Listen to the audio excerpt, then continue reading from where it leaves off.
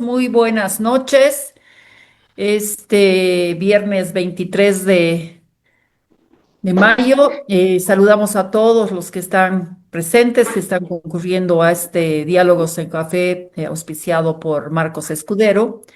Y queremos, en primer lugar, agradecer la presencia de todos ustedes, pero ante todo, agradecer la disponibilidad de Rubén Ferrufino de compartir esta noche con nosotros el estudio, la propuesta que le ha llamado Bicentenario, esbozada y trabajada ampliamente por la Fundación Milenio para poder enfrentar la crisis, pensando Bolivia desde el Bicentenario. Y queremos agradecer esta disponibilidad porque creemos que es importante este estudio en la medida que no solo aborda temas económicos sobre los cuales vamos a hacer mayor énfasis esta noche, sino que también se ancla sobre varios otros pilares que miran el problema de una manera más integral, con desarrollo humano, desarrollo sostenible, gobernabilidad, varias dimensiones para enfrentar este contexto y clima de incertidumbre. Además de saludar a todos ustedes y a Rubén Ferrufinos, quien va a tener 20 minutos a 25 minutos máximo para poder hacernos una propuesta y hacernos conocer esta propuesta, quiero también agradecer a la aceptación y la presencia de tres comentaristas, que son José Luis Carvajal, que ha de dar su percepción, su comentario desde la perspectiva de el Frente Político de la Alianza Política Unidad, a José Luis Pérez por parte de Libre y a Franz Barrios, que viene en representación de Súmate. Valoramos muchísimo que desde las distintas sensibilidades políticas y propuestas políticas también se esté interviniendo para comentar esta propuesta a fin de enriquecer y generar puentes de diálogo y de convergencia y mirar dónde están los nudos. Y antes de terminar esta introducción, quiero simplemente leer las preguntas que hoy día orientan este documento, esta jornada, que son: ¿cómo se caracteriza la crisis actual desde la perspectiva de este plan bicentenario? ¿Cuáles son las tareas mínimas que se deberán abordar? ¿Cómo habría que avanzar en los temas fiscal, monetario, financiero? ¿Cuánto tiempo podrían resolverse estos problemas críticos? Pensamos en el mediano y en el corto plazo, y qué condiciones políticas se requieren. Pero además de ello, yo quiero simplemente cerrar esta presentación y decir que los comentaristas que tienen aproximadamente 10 minutos, quisiéramos que se rijan a los tiempos establecidos para que después tengamos una ronda de comentarios donde todos y cada uno podrán preguntar, hacer preguntas, hacer comentarios breves y nuevamente escuchar a quienes hoy día forman parte de este panel. Hay una frase que me ha gustado mucho del documento que dice así, y se refiere a que el plan bicentenario parte de la premisa de que todos estos frentes, el económico, social, ambiental y político, forman hoy un solo nudo. Desatarlo exige acciones simultáneas y coherentes. Con esta introducción voy a ceder la palabra a Rubén, que nos va a hacer una presentación del plan sobre la base de las preguntas que ya he planteado. Hemos planteado como Marcos Escudero. Adelante, adelante, Rubén. Muchas gracias, Erika. Solo confirmar si me escucha. Sí, se te escucha perfecto. Perfecto. Bueno, muchas gracias por la invitación. En efecto, lo que vamos a hacer hoy día es presentar una parte del documento. Como bien mencionaste, Erika, el documento no solamente se concentra en lo económico, sino más bien le da un enfoque integral, identificando el hecho de que existe articulaciones dentro de lo económico, la sostenibilidad ambiental, lo social y una perspectiva de recuperación post-estabilización. Dentro del trabajo que se ha desarrollado con la Fundación Milenio, a mí me ha tocado un poco bailar con la FEA, que No es la se parte... oye nada, Erika. Te decía que el énfasis de esta noche es en la parte de la estabilización macroeconómica, que es condición sine qua non para poder pensar en adelante, digamos, en una retoma de crecimiento y de generación de prosperidad y desarrollo. Dicho eso, entonces, lo que yo quiero hacer es ahora compartir la presentación. La voy a poner en pantalla. Me confirman, por favor, si la pueden ver. La vamos a poner ahora en modo de presentación. Bueno, lo que les comentaba, lo que vamos a ver hoy día es alternativas de estabilización para la fase inicial que pensamos que se debería enfrentar en el corto plazo y tiene que ver con un balance inicial, digamos, de reconocer el estado de situación de la economía.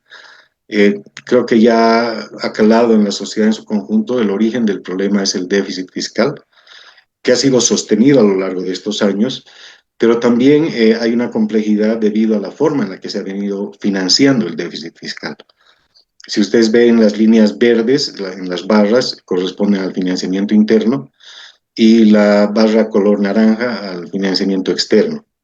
Entonces, la forma en la que se ha venido financiando el déficit fiscal durante estos años explica en gran medida la pérdida de reservas y, por supuesto, también el hecho de que el incremento en el stock de dinero se esté reflejando en una subida de precios. El crédito del Banco Central al gobierno ha crecido de manera sostenida hasta llegar en flujo a 15.600 millones de bolivianos. Y esto, vean, no es compatible con lo que establece la ley del Banco Central, donde esa misma ley define que el Banco Central no debe financiar al gobierno con crédito interno neto. Lo que ha sucedido hace años ya es que en una ley de reformulación presupuestaria se incluyó un artículo que lo que hizo es habilitar para que el Banco Central le pueda prestar de manera indefinida. De la mano del crecimiento del crédito al gobierno, lo que ha subido también es la base monetaria y la emisión de dinero, tal como se ve en el gráfico de la derecha, y eso sin duda es lo que ha comenzado a repercutir, por un lado, en el deterioro de las reservas y más recientemente en la subida y en la escalada de precios, ¿no? La deuda pública ha subido. Lo interesante de este gráfico para ver es cómo ha subido la deuda neta con el Banco Central, que es la barra gris. Si ven, por el año 2017 no existía la parte gris en la barra. En cambio, a junio del 24 ya es muy cercana a la mitad de la deuda consolidada. Les decía, eso se aperturó con una modificación, con una ley de reformulación presupuestaria, y lo que ha llevado es a un deterioro de las reservas. Si ven en el lado derecho aquí, lo que se tiene es una bajada de cerca de los 15.000 millones que se tenían en pico, a algo así como, según el último dato, más o menos se tiene aproximadamente en divisas cerca de 160 millones de dólares nada más. ¿Qué es lo que ha pasado por otra parte, digamos, además del financiamiento vía Banco Central? Lo que ha pasado es que las inversiones de los fondos de pensiones se han dirigido de manera muy acelerada al gobierno. Si ven ustedes cómo ha crecido la barra celeste en el cuadro de la izquierda, pero más importante todavía ver en el cuadro de la derecha cómo han sido los flujos. En el caso de los flujos, particularmente en el año 2024 y también quizás en el 2023, vean cómo el componente celeste está mostrando que la mayor liquidez de esos años ha ido a financiar operaciones del gobierno. El impacto final es más o menos lo que se ve en la pantalla. Tenemos a 2024 un cierre de casi 10% de inflación. A abril pasado, la inflación a 12 meses, es decir, los últimos 12 meses después de la medición, la inflación ha llegado al 15%, en alimentos al 23.87%. Lo que hemos hecho como ejercicio de prospectiva, digamos, es calcular cuál sería anualizada esa tasa de inflación promedio de esos meses y si el pasado explica lo que podría pasar en el futuro inmediato, la inflación general, cuando menos, podría llegar al 21,5% y en alimentos pasar el 38%. Por supuesto que en la experiencia de Bolivia y de otros países en el mundo, lo que pasa es que cuando no se toman las medidas en el momento oportuno, esto suele ser más bien exponencial, ¿no? Cuando se pierde la credibilidad en la moneda nacional, lo que pasa es se genera un efecto de sustitución y eso hace que el tipo de cambio paralelo suba más y a su vez eso por el efecto pass-through también presiona que los precios suban más rápido, ¿no? Eso lo vamos a ver un poco más adelante. En cuanto al tipo de cambio, el cierre hoy día ha estado alrededor de 17.50. La semana pasada en algún momento llegó a 20, ha bajado un poco. Lo que está reflejando esto es eso que les comentaba, el efecto de sustitución de moneda. La gente está comenzando a buscar mecanismos de defensa ante la subida de precios. Pensamos que frente a este panorama que en el diagnóstico lo hemos resumido en pocas láminas, hay tres pilares para una estabilización, ¿no? El primero es la consolidación fiscal, que es el origen de gran parte de los problemas. Tenemos enfrente, digamos, una gran decisión para tomar respecto a la política cambiaria y algo que está vinculado es el sistema financiero. En la medida de que los precios suben, en la medida de que se generan riesgos, en particular el riesgo de liquidez es alto, crece, y por supuesto el sistema financiero es un ámbito donde de manera, yo les diría, en experiencia global, cuando hay una crisis de balanza de pagos, normalmente eso contagia al sistema financiero, entonces vuelve también una crisis financiera. Entonces, para prevenir todo eso, pensamos que son los tres pilares. Logrando una estabilidad macroeconómica, ya uno puede pensar en el crecimiento y el desarrollo sostenible, ¿no? Partamos entonces con lo que es la consolidación fiscal. La consolidación fiscal tiene 5 componentes. El primero es la eliminación gradual de la subvención de hidrocarburos. Luego veremos revisión de gastos en empresas estatales, revisión de gastos en gobierno central, revisión de gastos en entidades descentralizadas y finalmente focalizar el tema de la renta dignidad, que también tiene una magnitud importante dentro del presupuesto público.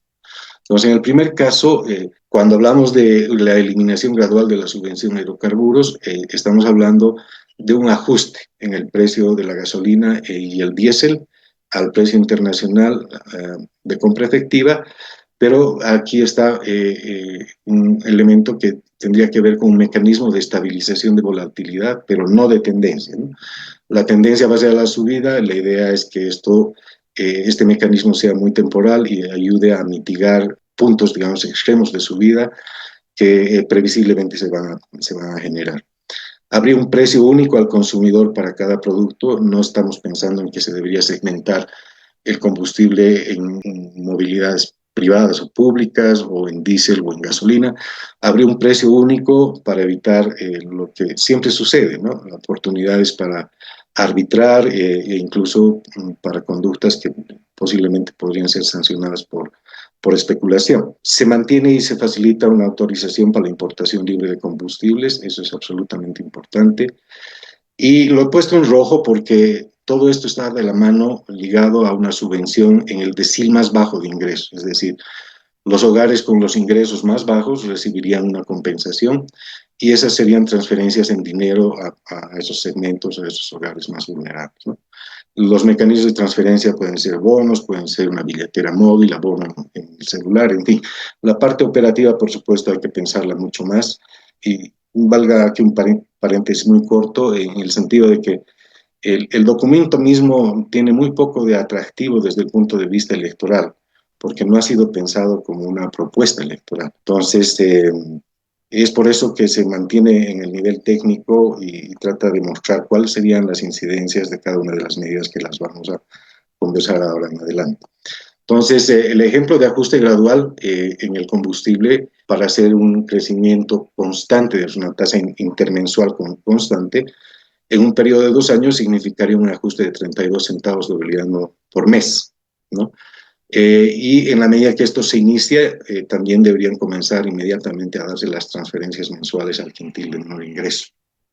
Esto con el objetivo de tratar de compensar la incidencia que tendría la subida en no solamente el combustible, sino las incidencias que tienen alimentos y otros componentes, pero en particular a este segmento de mayor vulnerabilidad en la sociedad. ¿Cuánto costaría eso? Si vemos en el cuadro, están los ingresos segmentados en 5 quintiles, y el primer quintil, que es el de ingreso más bajo, recibiría una compensación por familia de 441 bolivianos por el efecto del incremento en pasajes y anexos. El costo fiscal de eso sería alrededor de 311 millones de dólares anuales. Y descartamos los otros, ¿no? Pero de todas maneras los mostramos ahí. Si quisiéramos compensar a todo el mundo, es decir, hasta el quintil con ingresos más altos, eso nos costaría exactamente lo que hoy día es el costo de la subvención, que son 1.726 millones de dólares. Como les decía, lo que se plantea aquí es transferirle al quintil más bajo con un monto de 441 bolivianos por mes. Entonces, ¿cuál sería el efecto fiscal desde el ahorro fiscal de esta medida? Les decía, las transferencias y yacimientos son 1.788 millones de dólares, es la subvención.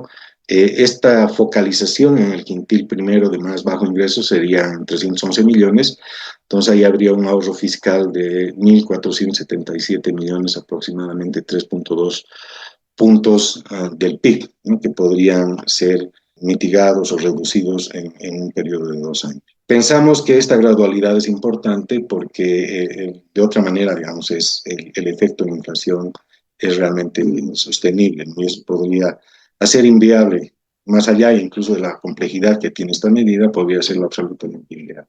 En cuanto a racionalización de gastos en el gobierno central, lo que se plantea es una reducción de ministerios. En gran medida, los centrales, digamos, continúan. Ustedes vean del 1 al 9, el Ministerio de Relaciones Exteriores hasta el Ministerio de Desarrollo Rural y Tierras, y el de Obras Públicas se mantienen. Lo que se fusionan son el Ministerio de Desarrollo Productivo y Economía Plural, que en gran medida refleja el modelo económico que se ha venido aplicando en los últimos 20 años, que posiblemente, más allá, digamos, de discusiones ideológicas, lo que está demostrando es ser insostenible. Lo mismo pasa con los otros ministerios en el sentido de que serían fusionando, y viceministerios de estos serían fusionando a otras áreas, y se consolida esto en un ministerio, lo que queda se consolida en un Ministerio de Recursos Naturales y Desarrollo Económico Sostenible. Hay dos, en la propuesta, digamos, hay dos ministerios que desaparecen. Uno es el Ministerio de Justicia, que sería posiblemente un viceministerio dentro del Ministerio de la Presidencia, y el Ministerio de Planificación del Desarrollo volvería a funcionarse al Ministerio de Economía y Finanzas Públicas.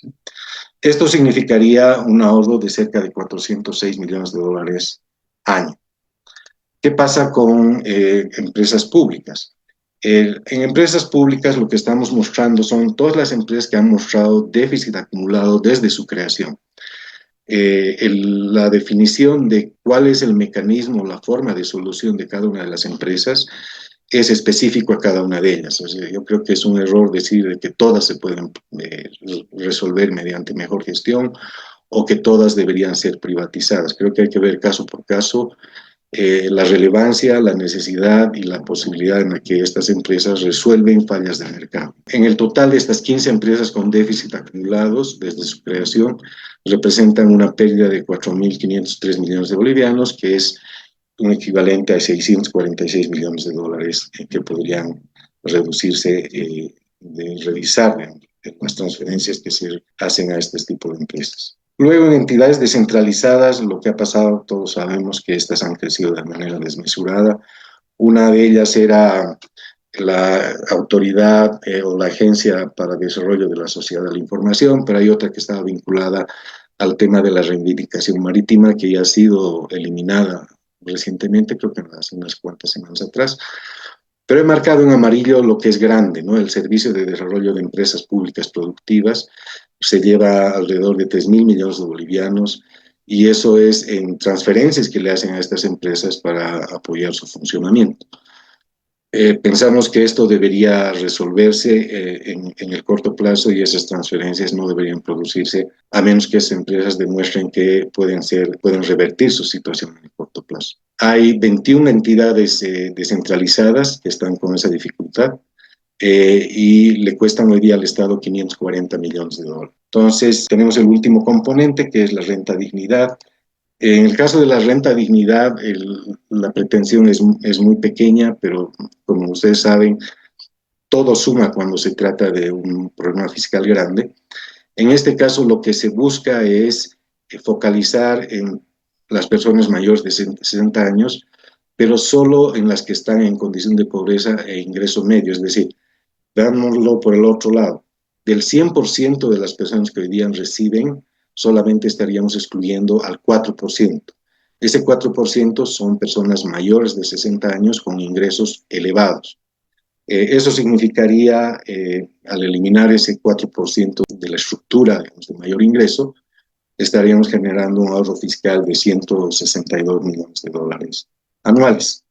Entonces, este cuadro sintetiza la consolidación fiscal. Lo que estamos viendo es, estamos partiendo con un déficit del 2023, del 10,90. El año pasado, el 2024, el déficit fiscal ha sido nuevamente 10%, así que en términos de magnitudes más o menos va por ahí. Por supuesto que no hay cifras fiscales para trabajar el año 2024, por eso hemos trabajado con las cifras del 2023. En el suma, entonces, lo que se logra es bajar de 10,9% de déficit fiscal a 3,7%, que es más razonable y estaría financiado fundamentalmente con recursos de balanza de pagos, de apoyo en balanza de pagos. En lo que es la política cambiaria, básicamente lo que se plantea es una transición hacia un régimen de cambio flexible y administrado en el sentido de que eventualmente el Banco Central podría participar, pero como un agente más, no sería el agente fundamental en el mercado cambiario. Este mercado cambiario sería distinto a lo que ha sido el Bolsín, porque el Bolsín básicamente era un mecanismo donde el Banco Central tenía un rol protagónico. En este caso, lo que se plantea es más bien migrar hacia un régimen más libre, con mayor flotación, donde el Banco Central inicialmente tendría la misión de reconstituir reservas, es decir, como un participante más en el mercado, saldría en la medida que tenga liquidez a comprar dólares para reconstituir reservas, y esas intervenciones serían esterilizadas. Por el otro lado, estaría recogiendo esa liquidez con la emisión de títulos para poder contribuir de esa manera a la mitigación del efecto inflacionario que viene ya desde ahora, en el sentido de que el dinero que se ha expandido en la economía tiene efecto en el mediano y el largo plazo, ¿no? Hay condiciones previas que hay que preparar, no es inmediata la puesta en marcha del tipo de cambio flexible. La primera condición es que hay que cerrar el sangrado, y eso básicamente se hace a través de un programa financiero. En el programa financiero se deberían establecer las metas anuales de reducción del déficit fiscal, y ese programa financiero sería el documento base para una eventual negociación con financiadores de balanza de pagos. Es el caso del Fondo Monetario, pero no es el único. También está el FLAR, que es el Fondo Latinoamericano de Reservas, tiene base en Colombia, que también sería una fuente de financiamiento para la mitigación de la crisis fiscal. Habría que eliminar el financiamiento mediante emisión monetaria, el Banco Central debería ser independiente nuevamente. Habría que establecer un ancla de tipo de cambio, más bien migrar del ancla de tipo de cambio hacia un ancla transitoria de base monetaria, y luego tener una meta de inflación, ¿no? La transición de esto podría tomar, yo creo que alrededor de entre 8 y 12 meses. En ese tiempo hay que crear y optimizar en el Banco Central los mecanismos de captura de información en el mercado de divisas. Hay que aprobar una política de intervención del Banco Central en el mercado de divisas que sea absolutamente previsible. Todos los actores en el mercado de divisas sabrían en las condiciones y el momento con mayor probabilidad en el cual el Banco Central participaría en el mercado. Fundamental también es eliminar el impuesto a las transacciones financieras, tanto para operaciones en moneda nacional con mantenimiento de valor como en moneda extranjera, porque esto representa un costo de transacción. Entonces, si es que no se puede transar en el mercado cambiario debido a este costo, difícilmente se va a generar un mercado profundo, pero más complejo aún si es que hay este tipo de impuestos, difícilmente van a llegar recursos desde el exterior a través del mercado cambiario. Finalmente, hay que poner en marcha y en mejora las herramientas monetarias para regular el stock de dinero en la economía, y eso significa, vamos a ver más adelante en la parte financiera, liberar tasas de interés. Ese programa financiero, ¿qué significaría? Sería un programa inicial suscrito entre un banco central donde hay autonomía e independencia y un gobierno entrante, ¿no? Un gobierno que tenga la predisposición de tomar este tipo de medidas. Contempla la consolidación fiscal y el programa es una base de discusión, de negociación con el financiador, entre ellos el Fondo Monetario, y los potenciales préstamos están en el cuadro, ¿no? Bolivia, como es parte del Fondo Monetario Internacional, como del Fondo Latinoamericano de Reservas, tiene acceso, tiene derecho a préstamos en función de su cuota de participación. En el caso del Fondo Monetario, en los primeros 12 meses podría conseguir 627 millones de dólares, después podría llegar a un límite de 1.881, y en el caso del FLAR, que es hasta 2 veces el capital pagado, se podría llegar a 731 millones de dólares. Entonces, fijándonos en las normas de política de estos financiadores, el total para balanza de pagos podría ser 2.612 millones. Ahí hay una nota que vale la pena comentar, y es el caso de la Argentina. La Argentina consiguió mucho más que su participación o sus cuotas, y como ustedes saben, los organismos financieros seguramente tienen mecanismos para rebasar los límites en la medida de que los planes que les están presentando y las condiciones que se están planteando sean representativas de un escenario posible de obtener. Sabemos que en la Asamblea Legislativa hay créditos pendientes de aprobación. A la fecha de corte que se hizo el estudio había 1.228 millones de dólares. Entonces, en total, en el corto, digamos, en los primeros 12 meses, estamos pensando que se podría contar con 3.840 millones, en gran medida posibles de usar en el apoyo a balanza de pagos, y para poder usarse durante el periodo de esta consolidación fiscal inicial. ¿Cuáles son las fases? Ahí hay una línea de tiempo de cómo sería más o menos el mecanismo de apertura hacia un tipo de cambio flotante. Hay una primera parte donde está el programa financiero en marcha. El tipo de cambio se debe de evaluar. Lo fundamental es mover el tipo de cambio cercano al tipo de cambio paralelo, porque hoy día el único referente de la preferencia del mercado respecto del tipo de cambio es el mercado paralelo. Ahora es cierto que puede ser un poco por debajo del mercado paralelo, debido a que el mercado paralelo se lo concibe como un mercado ilegal. Entonces hay costos de transacción, incluso de seguridad física, cuando uno hace operaciones de cambio en la calle. Una vez que se pueda devaluar el tipo de cambio, podría estar un poco por debajo, y la brecha estaría mostrando justamente esa disminución en el riesgo, ¿no? Y en los costos de transacción. Hay una cosa fundamental en cuanto al sistema financiero.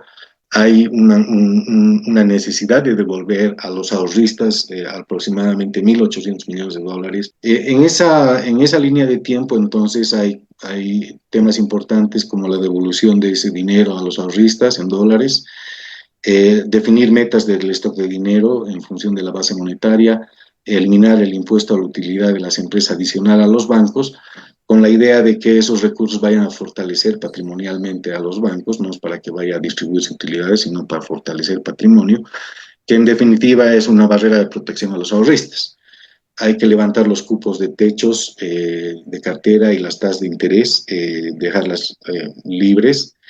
Hay que ser más activos con operaciones de mercado abierto, tener un presidente del Banco Central elegido conforme a la norma del Banco Central, que tiene que ser una terna propuesta por 2/3 de diputados, en fin.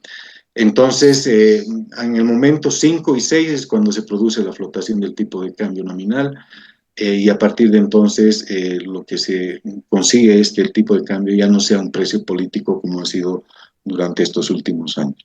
Finalmente, ya voy acabando, entrando en lo que es el sistema financiero. Algunas cosas ya las he mencionado. Les decía, hay que devolver los recursos que las entidades financieras dieron en garantía al Banco Central por créditos en moneda nacional. Esas divisas están alrededor de 1.800 millones de dólares en el fondo CPBIS 2 y otros. Esto es fundamental si es que se quiere recuperar la confianza del ahorrista, y no necesariamente tienes que devolver los 1.800 millones de una sola vez, ¿no? Con un monto menor es que se puede ir jugando de forma tal de que se le devuelve a un segmento importante, y en la medida que se recupera la confianza nuevamente, esas personas van a tener que depositar tasas de interés libre, sin impuestos, van a seguramente considerar volver a depositar recursos en entidades financieras. Hay que eliminar las tasas de interés techo y cupos de cartera, que están en el decreto 2055. Les hablé del impuesto a las utilidades adicionales en el sistema financiero, y la idea es que esos recursos vayan a capitalizar el patrimonio de las entidades, que en definitiva es el resguardo de los ahorristas. El impuesto a la transacción financiera tiene que eliminarse, unificar el encaje legal en menos de 10%. Hoy día es imposible, digamos, no solamente porque no hay demanda de crédito, pero tampoco hay predisposición o posibilidad de ahorrar con un encaje elevado y distinto, digamos, entre moneda nacional y moneda extranjera. Finalmente, en particular para entidades microfinancieras, hay una propuesta de fideicomisos con cartera para acceder a liquidez, es algo así como titularización de cartera. ¿Y eso por qué? Porque ya en la fase, digamos, de recuperación es la microempresa, digamos, o los agentes económicos que tienen mayor flexibilidad y capacidad de adaptación son los que van a liderar la recuperación. Entonces, por eso que hay esa iniciativa de parte de la propuesta para poder acceder a liquidez mediante las entidades de microfinanciamiento. Algunos elementos que se han mencionado, ahí están las tasas de interés. La tasa de interés máxima ahorita para microcrédito es 11.5%. Ya han visto la inflación está alrededor del 15%, entonces lo que hoy día tiene el sistema financiero es una tasa de interés máxima negativa en términos reales. Si vemos lo que está pasando con pequeña, mediana y grande empresa, pensemos solo en el 6% en términos de empresa grande, también son tasas de interés activas negativas. Entonces, eso es insostenible, no existe posibilidad de que eso pueda mantenerse de forma tal de que sea viable en el tiempo. Las tasas pasivas deben subir, un mecanismo fundamental para preservar el ahorro. Hoy día las tasas pasivas, creo que en el siguiente cuadro lo muestro, no lo tengo. Las tasas pasivas están alrededor del 3,5-4%, con una inflación de 15%. Estamos hablando de tasas negativas que sin duda van a significar el riesgo de retiro de recursos del sistema financiero y desintermediación. Ese es un problema grave, ¿no? En los años 80, después de la hiperinflación, el total de la cartera de préstamos del sistema financiero en Bolivia no alcanzaba los 50 millones de dólares, ¿no? Y eso ha sucedido porque es imposible en un escenario de inflación alta ahorrar en términos reales con rendimientos positivos, y si no hay ahorro tampoco hay crédito. La segunda medida que estaba ya mencionada antes es eliminar los cupos de cartera. Los cupos de cartera lo que han hecho es dirigir el crédito por el lado de la oferta, incidir en la decisión de política crediticia. Y a raíz de eso lo que ha pasado, entre otras cosas, es la subida del amor. Vean ustedes en la cartera reprogramada, la línea naranja, que es la cartera reprogramada o reestructurada, que hoy día ya está vencida o está en ejecución, ¿no? Ha venido subiendo, ahí tenemos alrededor del 13% de deterioro en esa cartera, y eso realmente es un valor muy preocupante. En relación al encaje legal, es lo que hoy día se tiene, una diferencial de 5.5 en moneda nacional, y en moneda extranjera está alrededor del 10, varía un poco, digamos, cuando son los encajes en títulos, pero en general la idea es que esto se unifique y se vaya a igualar parte, digamos, como la necesidad para desarrollar el mercado cambiario, pero también para poder incidir gradualmente en la captura de depósitos en moneda extranjera, que al final del día eso va a ayudar, una vez unificado el tipo de cambio, va a ayudar a que la moneda extranjera vuelva a aparecer, y también va a ayudar para que el Banco Central gradualmente a lo largo del tiempo pueda reconstituir reservas. Cuando pensamos en un tipo de cambio flotante, lo importante e interesante es que el Banco Central tiene un requerimiento de reservas menor al que tendría si es que fuera un régimen cambiario distinto. Por ejemplo, en un tipo de cambio fijo, tiene que tener todas las reservas necesarias para mantener ese tipo de cambio en un nivel fijo. Siendo que lo que planteamos es más bien variable o flotante, el Banco Central tendría menos necesidad de tener reservas, porque no sería el actor central en la provisión de reservas en la economía. Y en cuanto al impuesto a las utilidades, lo que se lograría es cerca de 73 millones anuales que sumarían al patrimonio de las entidades financieras. Esto sería a cambio de que esto no vaya a distribución de utilidades, esto permite el crecimiento del patrimonio y ese patrimonio al final del día ayude a estabilizar la credibilidad en el sistema financiero y fortalecer las barreras de protección a los ahorristas. Ahí me quedo con eso, lo que les he mostrado, voy a dejar de compartir. Les he mostrado básicamente una parte del estudio que, como bien decía Erika, es mucho más extenso. Tiene la parte social, la parte de sostenibilidad ambiental y la parte incluso de gobernabilidad política, que por supuesto no es un área donde yo tengo mucho expertise, por eso no la comento. Muchas gracias, Erika. Muchísimas